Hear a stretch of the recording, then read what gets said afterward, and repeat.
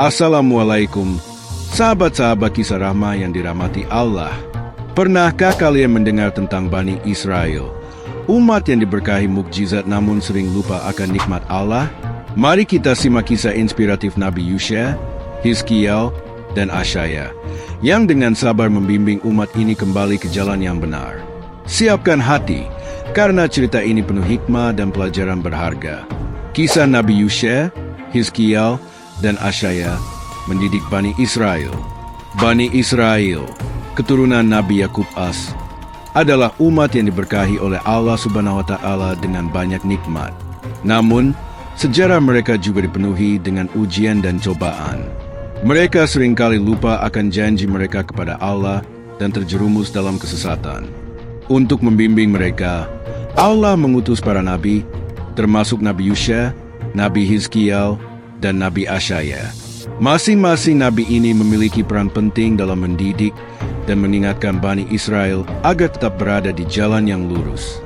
Kemudian Nabi Yusha, penerus Nabi Musa dan penakluk tanah setelah wafatnya Nabi Musa Bani Israel kehilangan pemimpin yang telah membawa mereka keluar dari perbudakan di Mesir dan menerima Taurat sebagai petunjuk hidup.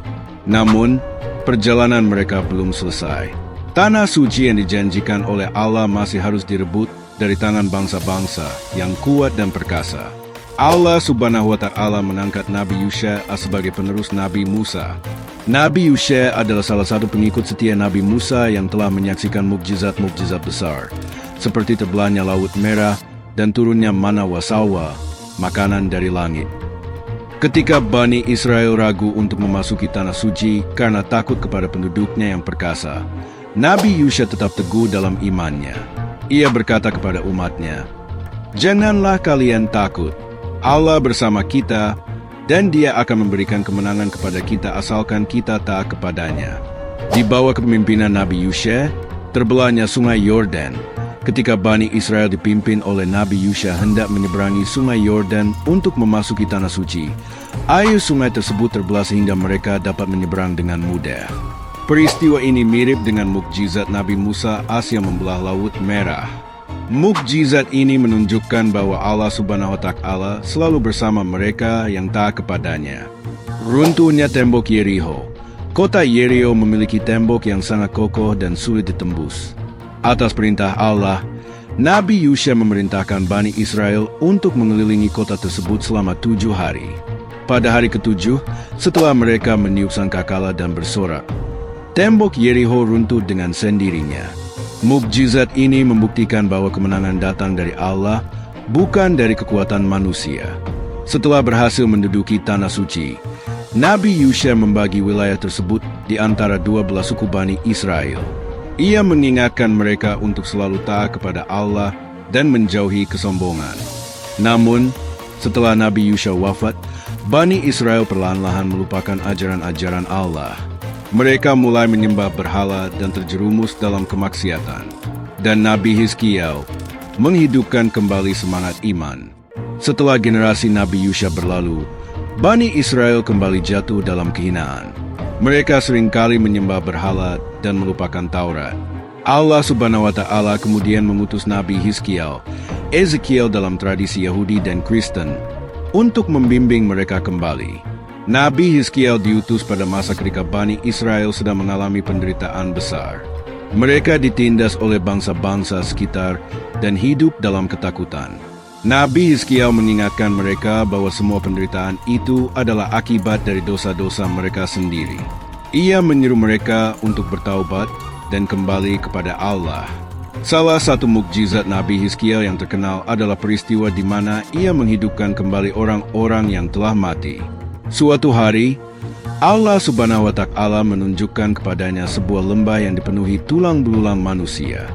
Allah berfirman, "Wahai Hizkiel, bisakah tulang-tulang ini hidup kembali?" Nabi Hizkiel menjawab, "Hanya Engkau yang mengetahui, ya Allah."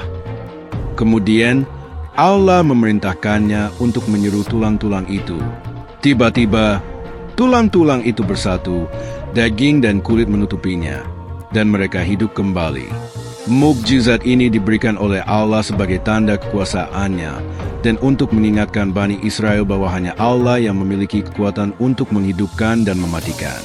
Melalui mukjizat ini, banyak dari Bani Israel yang kembali kepada iman yang benar. Namun, seperti nabi-nabi sebelumnya, usaha Nabi Hizkiel tidak sepenuhnya berhasil. Bani Israel tetap keras kepala dan seringkali kembali kepada kebiasaan buruk mereka. Lalu Nabi Asyaya, peringatan terakhir sebelum kehancuran.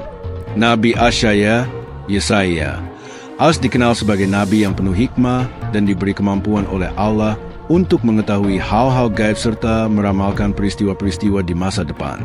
Beberapa mukjizat dan tanda kenabiannya adalah mengetahui hal gaib. Nabi Asyaya seringkali menerima wahyu dari Allah tentang peristiwa-peristiwa yang akan terjadi di masa depan. Misalnya, ia meramalkan kehancuran kerajaan Israel dan kerajaan Yehuda akibat dosa-dosa mereka.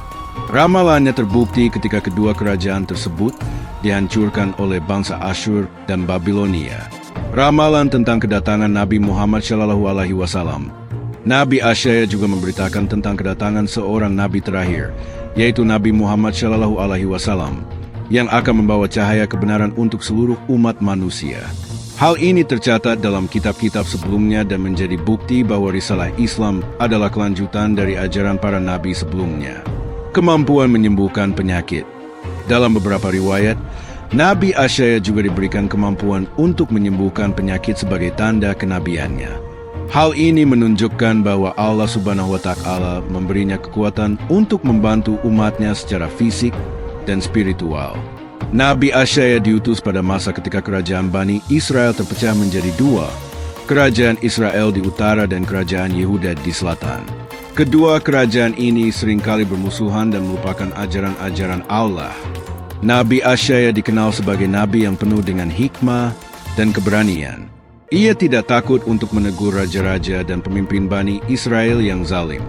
Suatu kali, ia menghadap Raja Ahaz dari kerajaan Yehuda dan menegurnya karena telah bersekutu dengan bangsa asing untuk melawan musuh.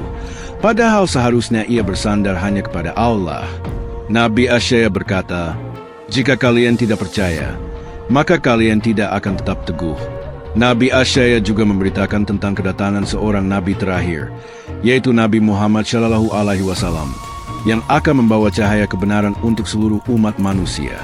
Ia berkata, "Aku mendengar suara Tuhan berkata, 'Siapakah yang akan kuutus?' Maka aku menjawab, 'Inilah aku, utuslah aku.'" Ini adalah gambaran tentang kesediaannya untuk menyampaikan pesan Allah, meskipun banyak yang menolaknya. Meskipun Nabi Asyaya telah berusaha sekuat tenaga, Bani Israel tetap tidak mau mendengarkan. Akibatnya, kerajaan mereka dihancurkan oleh musuh-musuh mereka. Kerajaan Israel di utara ditaklukkan oleh bangsa Asyur, sementara kerajaan Yehuda di selatan dihancurkan oleh bangsa Babilonia.